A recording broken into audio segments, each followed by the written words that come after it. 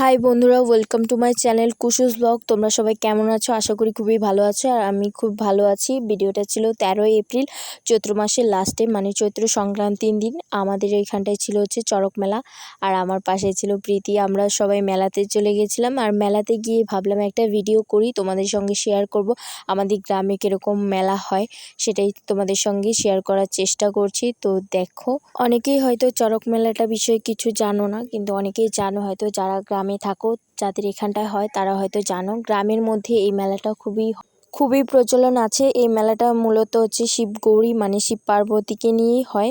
প্রথমে হচ্ছে শিব পার্বতীর পুজো হয়, আর তারপরে হচ্ছে সব সন্ন্যাসীরা মিলে এই মেলাটা পরিচালনা করে। অনেক ধরনের খেলাও হয়, খেলাগুলো খুবই হচ্ছে ভয়ঙ্কর হয়। এই যে লোকটা কলা গাছ নিয়ে আসলো, ওনাকে হচ্ছে হাতিবান দিয়েছিল। হাতিবানটা হচ্ছে মানে নিজেই গিয়ে কলা গাছটা আনতে হবে, মানে নিজেই গাছটাকে তুলে আনবে। বানের সে একটা প্রভাব থাকে, ওইটা দিয়ে তো নিয়ে চলে এসছে। আর সব সন্ন্যাসীরা গিয়ে তাকে জল পাখা দিয়ে বাতাস করে এখন জ্ঞান ফিরিয়ে আনার চেষ্টা করছে। এরকম অনেক ধরনের খেলা হয়, কিন্তু আমরা ছোট থেকে দেখে আসি, তাই সবগুলো খেলা দেখিনি। আর এটা ছিল হচ্ছে রাক্ষস বানটা খুবই ভয়ানক ছিল, তো আমি সামনাসামনি ভিডিও করতে পারিনি। তারপর কয়েকটা ফটো অ্যাড করে দিয়েছি, কারণ আমার ভালো করে ভিডিও করা হয়নি। এই ফটোগুলো ক্লিক করেছিলাম আমি, আমার বোন, আমার পরিবার সবাই ছিল। আর এগুলো হচ্ছে পরের দিনই ছিল পয়লা বৈশাখ। তো রাত্রেবেলা ইয়াসের সঙ্গে অনেক ফটো তুলেছিলাম, সেগুলোই অ্যাড করে দিয়েছি। আর দুপুরবেলা ছিল অনেক ভালো একটা মেনু ছিল।